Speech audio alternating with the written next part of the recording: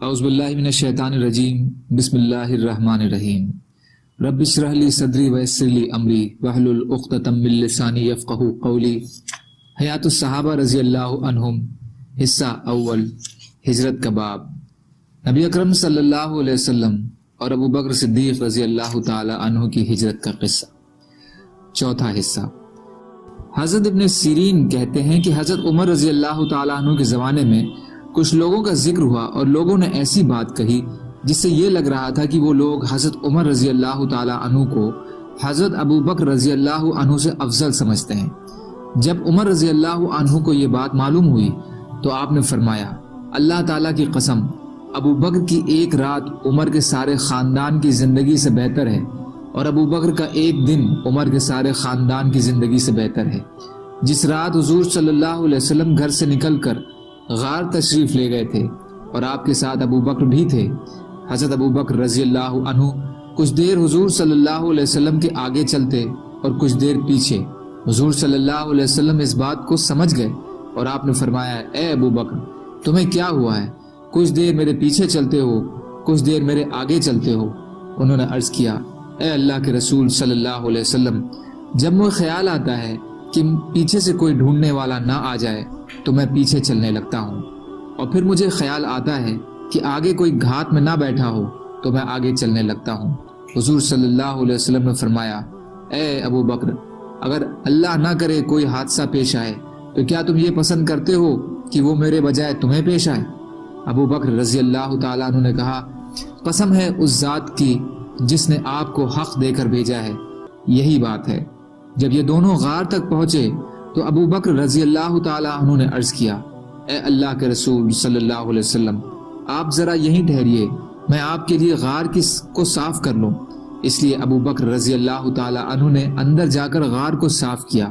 پھر باہر آئے تو خیال آیا کہ انہوں نے سوراخ تو ابھی صاف نہیں کیے ہیں، تو انہوں نے عرض کیا، یا رسول اللہ صلی اللہ علیہ وسلم، آپ ابھی ذرا اور ٹھہریے، میں سوراخ بھی صاف کر لوں۔ اس لیے اندر جا کر غار کو اچھی طرح صاف کیا، پھر آ کر عرض کیا، اے اللہ کے رسول صلی اللہ علیہ وسلم، اندر تشریف لے آئیے۔ آپ اندر تشریف لے گئے۔ پھر حضرت عمر رضی اللہ تعالیٰ عنہ نے کہا، قسم ہے اس ذات کی جس کے قبضے میں میری جان ہے، ابو بکر کی ایک رات عمر کے پورے خاندان سے بہتر ہے۔ بدایہ حصہ 3 پیج نمبر 180، کنز الاموال حصہ 4 پیج نمبر 348، حصہ 8 پیج نمبر 335۔ حضرت حسن بصری رحمۃ اللہ علیہ کہتے ہیں کہ حضور صلی اللہ علیہ وسلم اور حضرت ابو بکر رضی اللہ عنہ غار میں تشریف لے گئے، اور قریش بھی حضور صلی اللہ علیہ وسلم کو ڈھونڈتے ہوئے پہنچ گئے۔ لیکن جب انہوں نے غار کے منہ پر مکڑی کا جالا تنا ہوا دیکھا تو کہنے لگے، اس غار کے اندر کوئی نہیں گیا۔ حضور صلی اللہ علیہ وسلم کھڑے ہوئے نماز پڑھ رہے تھے اور ابو بکر رضی اللہ عنہ پہرا دے رہے تھے۔ ابو بکر رضی اللہ عنہ نے حضور صلی اللہ علیہ وسلم سے عرض کیا، یہ آپ کی قوم آپ کو ڈھونڈ رہی ہے۔ اللہ کی قسم، مجھے تو اپنی جان کا کوئی غم نہیں ہے، لیکن مجھے تو اس بات کا غم ہے کہ مجھے آپ کے بارے میں کوئی ناگوار بات نہ دیکھنی پڑے۔ حضور صلی اللہ علیہ وسلم نے فرمایا، اے ابو بکر، ڈرو نہیں، بے شک اللہ ہمارے ساتھ ہے۔ حافظ ابو بکر قاضی۔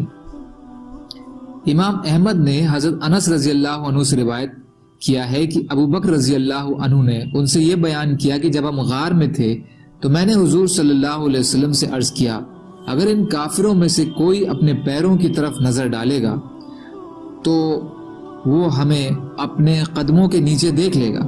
آپ نے فرمایا، اے ابو بکر، تمہارا ان دو آدمیوں کے بارے میں کیا خیال ہے جس کے ساتھ تیسرا اللہ ہے؟ بدایہ حصہ 3 پیج نمبر 181، 182، کنز الاموال حصہ 8 پیج نمبر 329۔ سبحان اللہ و بحمدہ، سبحانک اللہم و بحمدک، اشہد ان لا الہ الا انت، استغفرک و اتوب الیک۔ سبحان ربک رب العزت عما یصفون، وسلام علی المرسلین، والحمد للہ رب العالمین، برحمتک یا ارحم الراحمین، لا الہ الا اللہ، محمد رسول اللہ۔